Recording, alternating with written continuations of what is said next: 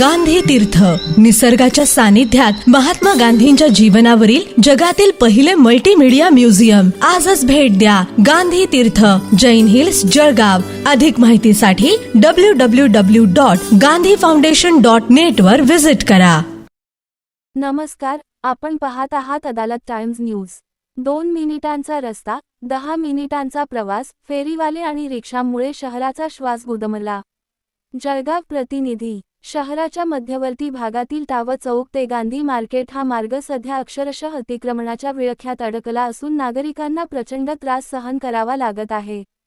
प्रवासी auto rickshaw, हातगाडी विक्रेते आणि फेरीवाल्यांनी हा संपूर्ण रस्ता व्यापून टाकल्यामुळे पायी जाणाऱ्या नागरिकांनाही अक्षरशः कसरत करत मार्ग काढावा लागत आहे.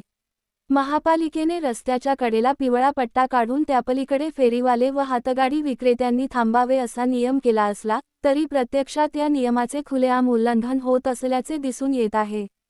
हातगाडी विक्रेते, फेरीवाले यांच्यासोबतच प्रवासी ऑटो रिक्षाचालक देखील पिवळ्या पट्ट्याच्या बाहेरच वाहन उभे करून प्रवाशांची वाट पाहत असल्याने या रस्त्यावर कायम वाहतूक कोंडी निर्माण होत असते. परिणामी अवघ्या 2 मिनिटात पार होणारा हा रस्ता पार करण्यासाठी नागरिकांना 10 ते 15 मिनिटे खर्च करावी लागत आहेत. विशेषतः ज्येष्ठ नागरिक, महिला व विद्यार्थ्यांना या गर्दीतून मार्ग काढताना मोठ्या अडचणींचा सामना करावा लागत आहे.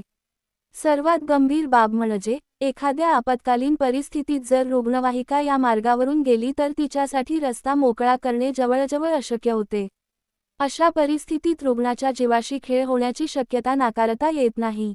शहराच्या मध्यभागी अशी गंभीर परिस्थिती निर्माण होत असताना प्रशासन मात्र डोळे झाकून बसले आहे का, असा संतप्त सवाल नागरिक उपस्थित करत आहेत.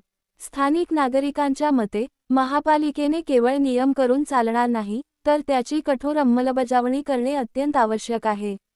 अन्यथा हा मार्ग कायमस्वरूपी अतिक्रमणधारकाच्या ताब्यात जाण्याची भीती व्यक्त केली जात आहे. नागरिकांनी प्रशासनाला आवाहन केले आहे की टावर चौक ते गांधी मार्केट मार्गावरील अतिक्रमण तात्काळ हटवून वाहतूक सुरळीत करण्यासाठी कठोर कारवाई करण्यात यावी. अन्यथा नागरिकांच्या संयमाचा बांध फुटल्यास त्याची सर्वस्वी जबाबदारी प्रशासनावरच राहील. पाहत रहा अदालत टाइम्स न्यूज. नमस्कार.